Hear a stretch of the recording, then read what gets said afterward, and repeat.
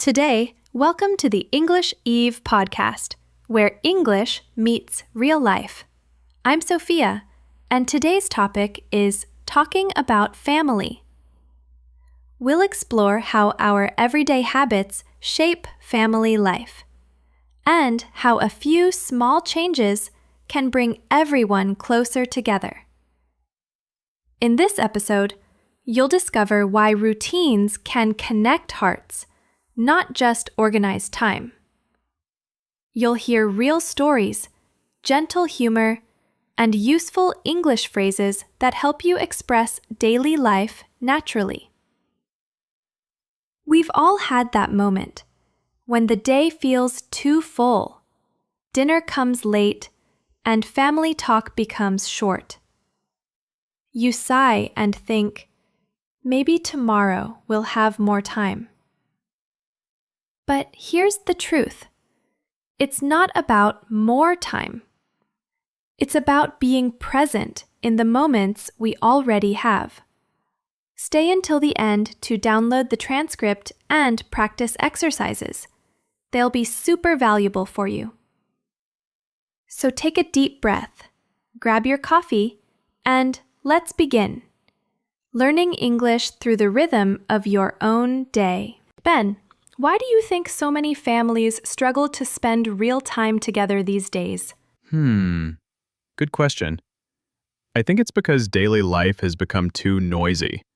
We wake up, rush to work, scroll through phones, check messages, and we forget to look at each other. Yes, it's strange. We are more connected than ever, but sometimes we feel more alone. Exactly. Many people say, "I don't have time," but they often mean, "I don't know how to make time." Our routines control us instead of supporting us. Right. It's like being a hamster on a wheel. We keep running, but never stop to notice who's running beside us. That's true. I once coached a father who worked 12 hours a day. He said he was doing it for his kids.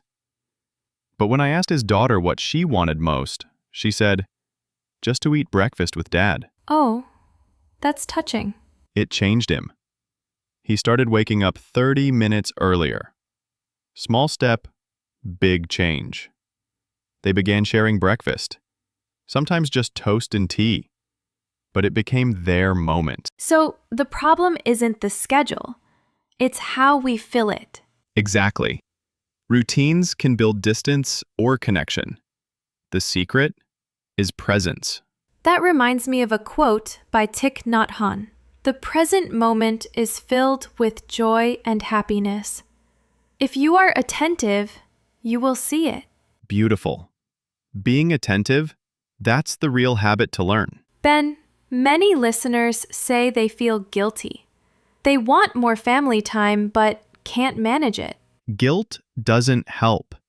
Awareness does. Start by asking, what one thing can I share today? Maybe dinner, maybe a walk, maybe folding laundry together. Small shared actions create emotional glue. Emotional glue. I like that. It's real. Families grow through simple repetition. Morning greetings, helping in the kitchen, saying goodnight. These habits build belonging. So, our challenge today is not to do more, but to notice more. Yes. Notice your family's voices, faces, laughter. Presence is free and powerful. That's a hopeful thought. Anyone can start today. No perfect plan, just presence. Exactly. And when you choose to be present, your daily routine turns into a daily connection. Ben, last time you said that routines can build distance or connection. Why do you think we often let routines separate us instead of bring us closer? Because we mistake busy for important. People often think if they're working hard, they're doing enough for their families. But love needs time, not just effort. That's so true. We keep saying, I'll spend time with my kids after this project, or We'll have dinner together next week. But next week keeps moving. Exactly. It's like watering a plant once a month and wondering why it looks dry. Relationships need regular care, not grand gestures. I love that image. So our plant of connection gets thirsty every day, not just on holidays. Right. And here's another root cause: distraction. Even when we're home, we're not really there. The phone buzzes, the TV's on, someone's scrolling. We share the same room, but not the same moment. I see that in many families. Everyone sits together but lives in different worlds. One on YouTube, one on TikTok, one answering emails. Exactly. I once worked with a mother who felt her teenage son had changed. He wasn't rude, just quiet. After a few sessions, we found they hadn't shared a meal, just the two of them, in 6 months. When they finally did, she said, "I heard his real voice again." That's powerful. Sometimes the sound of someone's voice is enough to rebuild a bridge. Yes, disconnection often starts silently. Not with arguments, but with absence. That reminds me of a quote by Maya Angelou. People will forget what you said, people will forget what you did, but they will never forget how you made them feel. Exactly. It's not about perfect words. It's about shared feelings. Ben, many of our listeners are young professionals living abroad. They miss family, but don't know how to reconnect after months or years. I've seen that often. Start small. Send a photo, a short message, or even a funny memory. Reconnection begins with warm curiosity. Ask, "How are you today?" Or, "Remember when we?" These small phrases reopen hearts. I like that. Warm curiosity. It's like sunshine after a long winter. Yes. When we show real interest, we give people permission to open up again. So the roots of disconnection are simple. Too much busyness, too much distraction, and too little curiosity. You got it. Once we see that, we can start to change. What's one small step our listeners can try today? Turn off your phone during one meal. Just one. Look at your family, listen to their voices, and be there. Beautiful. That's the kind of challenge that changes hearts, not schedules. Exactly. Because when you give someone your attention, you're saying, "You matter." That's a lovely reminder. Maybe the first act of love is just listening, fully. Ben, in our last talk, you said presence can turn an ordinary meal into a moment of connection. Do you have a real story that shows that? Yes, I do. I once worked with a man named Peter, a busy sales manager. Every morning, he left home before sunrise and came back after his kids were asleep. One day, his wife told him, "They don't even know what your voice sounds like in the morning." That must have hurt. It did. He told me, "I'm doing this for them, but I feel like a stranger in my own house." I asked him, "What if you could give them just 15 minutes?" 15 minutes sounds small, but it can mean everything. Exactly. So he started waking up earlier, just to have breakfast with his family. The first morning was awkward. The kids were sleepy, no one talked much. But after a week, something changed. His daughter started telling jokes. His son asked him about his work. Breakfast humor. That's the best kind of energy. Yes. Peter said those short breakfasts became the happiest part of his day. He even started bringing small treats, like pancakes on Fridays. He told me, "I never knew 15 minutes could make me feel like a real dad again." That's beautiful. It shows how consistency turns moments into memories. Exactly. And it's not about the food, it's about the feeling. The breakfast table became their daily bridge. That reminds me of a simple metaphor. Family time is like a warm lamp. It doesn't have to be bright all day, just enough to keep the heart from getting cold. I love that. The lamp of attention. You know, Sophia, people often think love must be dramatic, big gifts or big words. But most love lives in small routines. Sharing tea, folding clothes, asking, "How was your day?" Yes, it's like how parents tuck children into bed. It's not the blanket that gives comfort, it's the care behind it. Exactly. Routine becomes love when it's done with intention. And for language learners listening today, notice how these small words carry big meanings. Breakfast together. Take time. Listen carefully. These are not just phrases, they're habits of the heart. Beautifully said. When we practice them, we're not just learning English. We're learning connection. Ben, what lesson can our listeners take from Peter's story? That every day gives us a chance to reconnect, even if it's short. You don't need to wait for weekends or vacations. You just need to show up. Show up.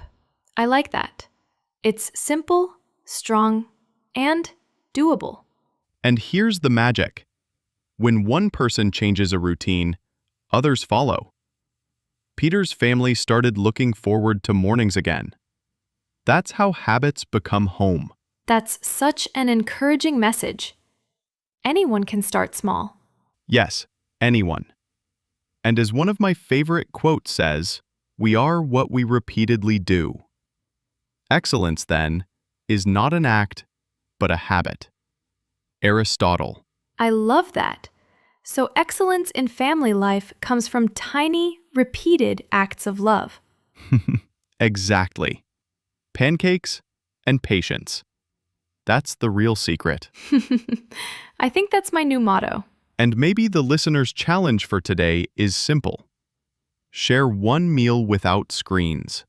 Listen, laugh, and just be there. Ben, your story about Peter's breakfast really stayed with me. It made me think, what's the difference between a simple routine and a meaningful ritual? That's a great question, Sophia. A routine is what you do to manage time. A ritual is what you do to create meaning.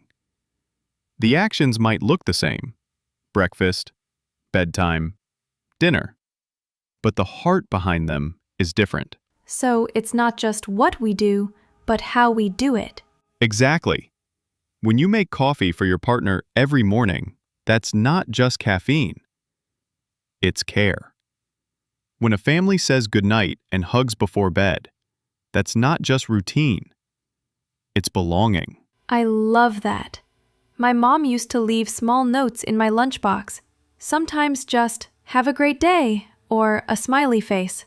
It was a 2-second act, but it always made me feel seen. That's a beautiful example. See, rituals don't need to be big. They're the emotional fingerprints of our lives. So, if someone wants to turn their daily habits into rituals, where should they start? Start with intention. When you cook, cook with warmth. When you listen, listen without rushing. When you say goodbye, look people in the eye.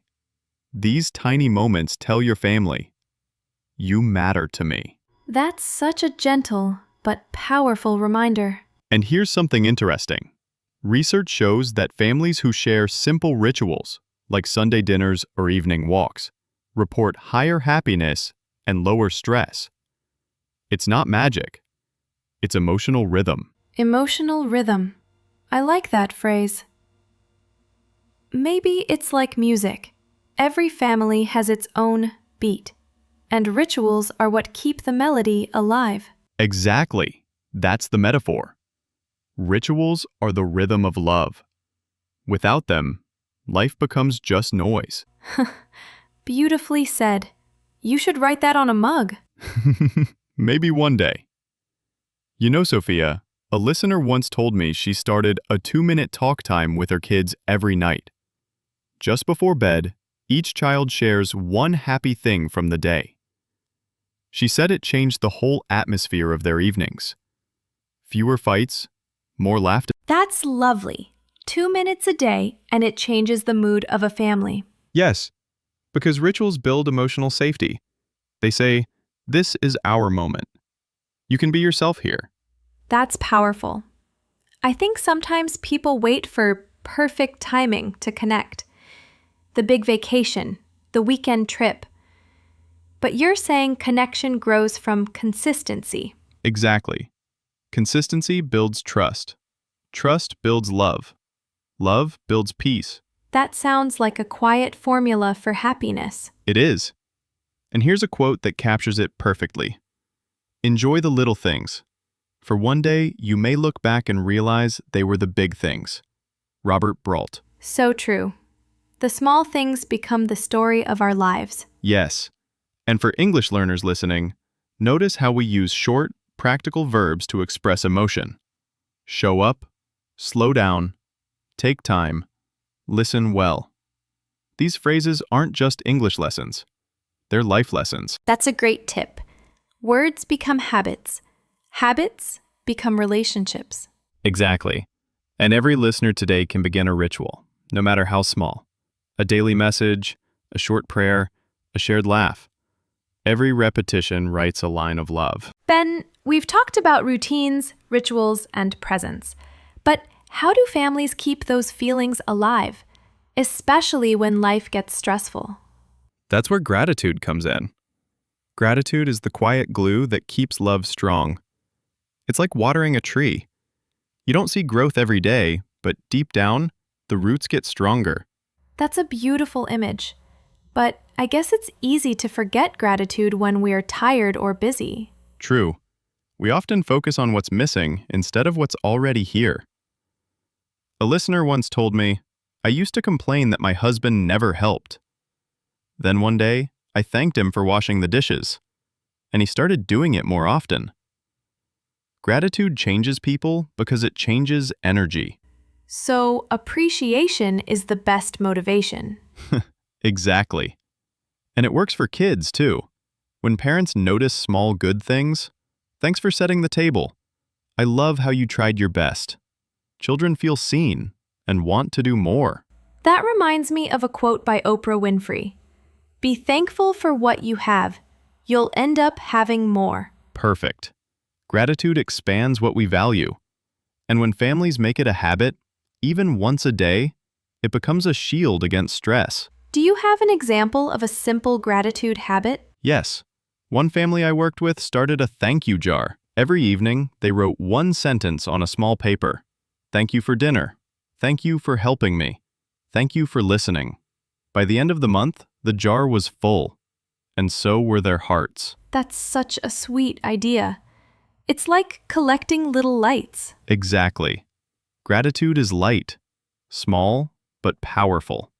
When shared, it turns a house into a home. You know, Ben, the more we talk about it, the more I feel that family life isn't about doing everything right. It's about doing small things with care. Yes, that's the message. You don't need to be perfect. Just be present, be kind, be thankful. That's enough. That's such a peaceful thought. So, for everyone listening, try this small challenge today. Tell one family member something you appreciate about them. One line, one smile. That's how connection begins again. And when you do that, you're not just practicing gratitude, you're practicing love. That's the best kind of English lesson, one that teaches the heart. Before we close, let's gently move to our vocabulary part. 10 useful words and phrases from today's story that can help you talk about family, habits, and emotions in English. Presence. Being fully there with someone. Example. Put your phone away and be present during dinner. Routine. Something you do regularly, often daily. Example. My morning routine includes coffee and a short walk. Ritual. A meaningful habit done with emotion or purpose. Example. Sunday breakfast has become a family ritual. Belonging. Feeling accepted and connected to others. Example. Family gives us a sense of belonging. Reconnect. To rebuild a relationship after distance or time apart. Example. I want to reconnect with my parents this weekend. Consistency. Doing something the same way regularly. Example. Consistency builds trust in any relationship. Appreciate. To recognize and enjoy someone's effort or kindness. Example. I really appreciate your help today. Gratitude. The feeling of thankfulness.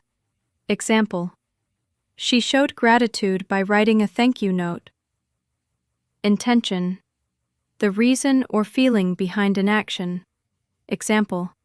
Say things with kind intention. Belief. Trust or confidence in something or someone. Example. My parents' belief in me keeps me strong. So as we end today's episode, remember, your family doesn't need perfection. It needs presence, kindness, and gratitude. These small acts are your real English practice, every single day. Yes, and don't forget, connection starts with one moment of attention. Look up, listen, and share that smile. We hope this conversation touched your heart and helped you learn English that feels alive. If it did, please like, share, and subscribe, and tell us one small routine that brings your family together. Your story might inspire someone else to start theirs. Until next time, keep learning, keep loving, and keep finding meaning in the moments that matter most.